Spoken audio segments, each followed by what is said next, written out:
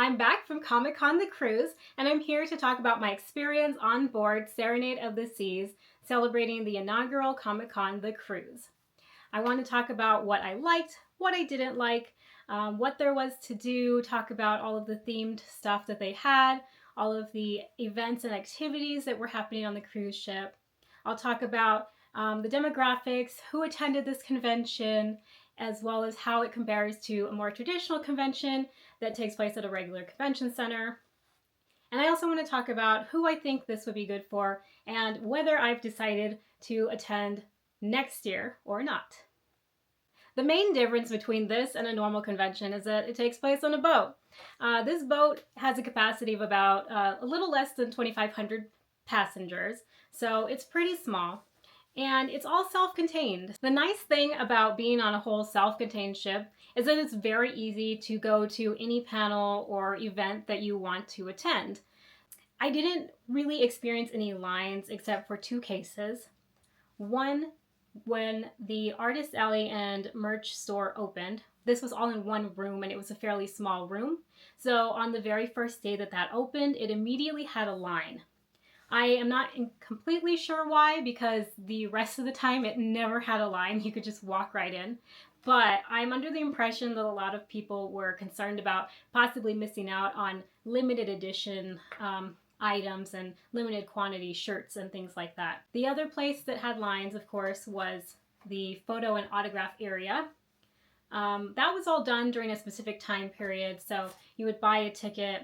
Either you could prepay before the cruise, which was cheaper, or you could buy it on the cruise ship, which was a little more expensive.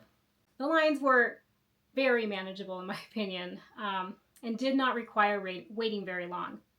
The other benefit was that since the lines were so short, if you bought an autograph, you had more time to talk to the celebrity that you had purchased an autograph for. I only did one, which was with George Takei, and I ended up getting this book signed, and it was really wonderful being able to talk to him and his husband. So you can see right there. And I was able to spend some time just, talking with him, and he was really nice. So that was a really cool benefit of being on this smaller kind of convention cruise.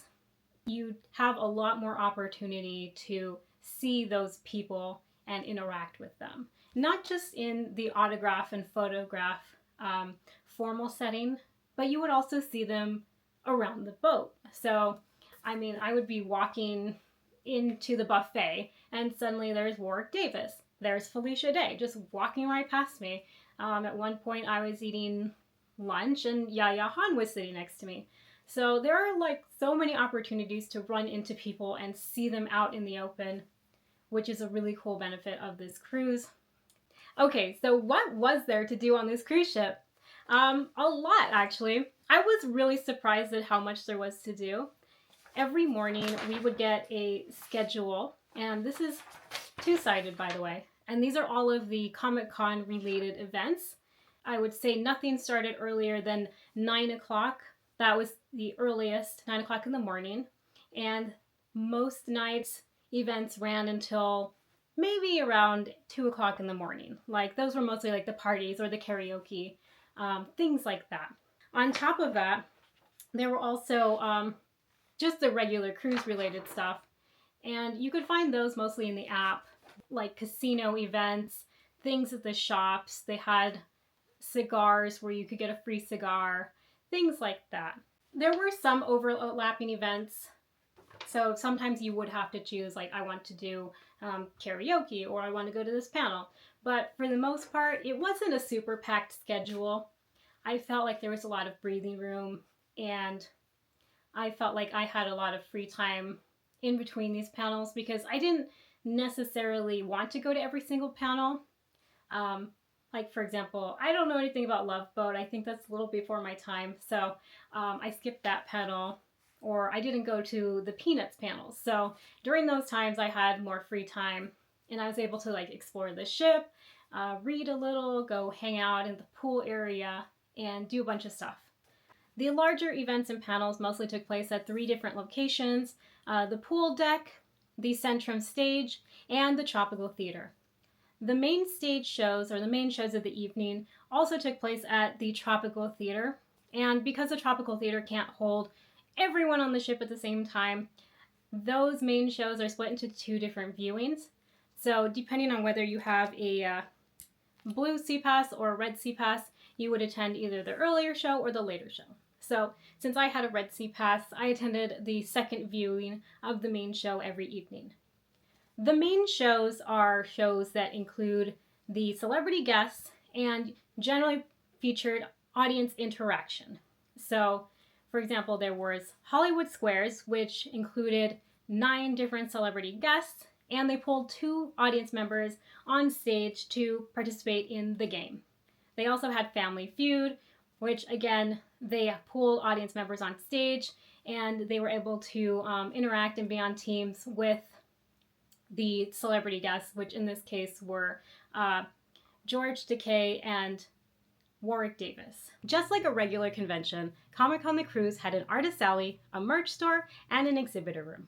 So the artist alley and merch store were combined into a single room. So on one side of the room, you had the artist tables, and there were only about 8 artists who attended.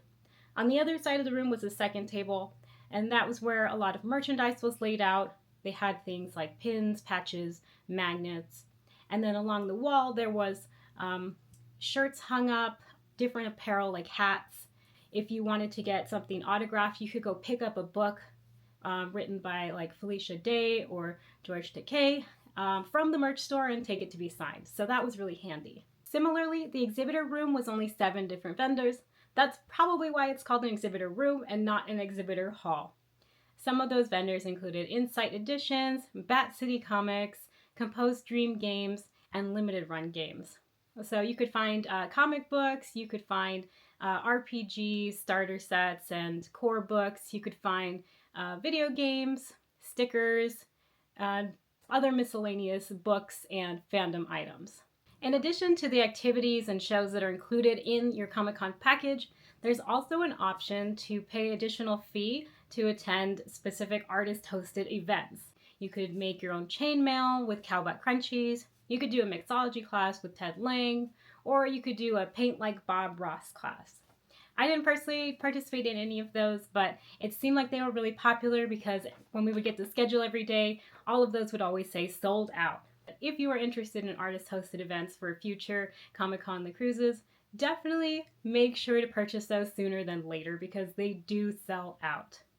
I also want to talk about excursions.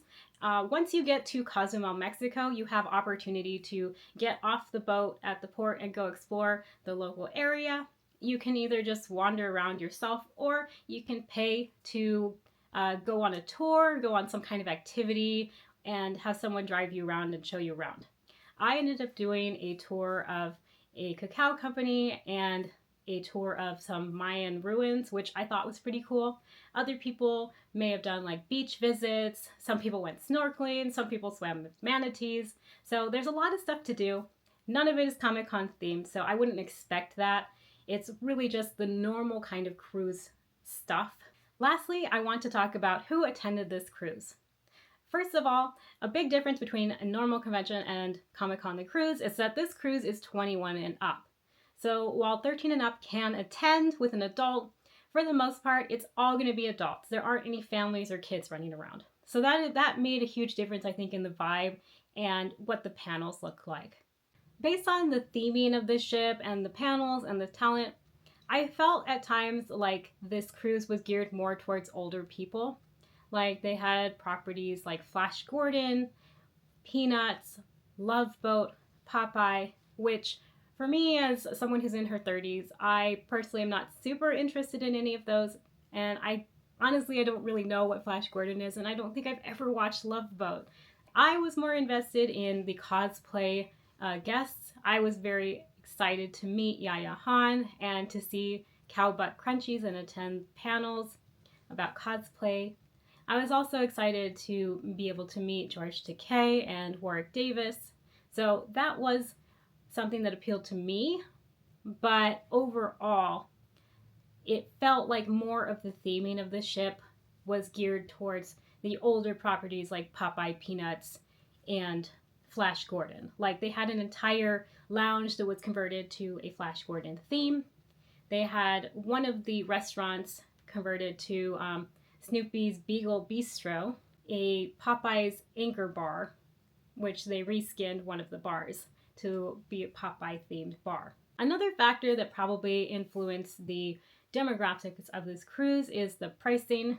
I ended up with a ocean view stateroom, which was what was offered in the sweepstakes that I won. And so that would have run me about $3,200, which is very pricey. All in all, I paid roughly $2,000 for me and my husband, which included travel, hotel night before, and an excursion and miscellaneous expenses.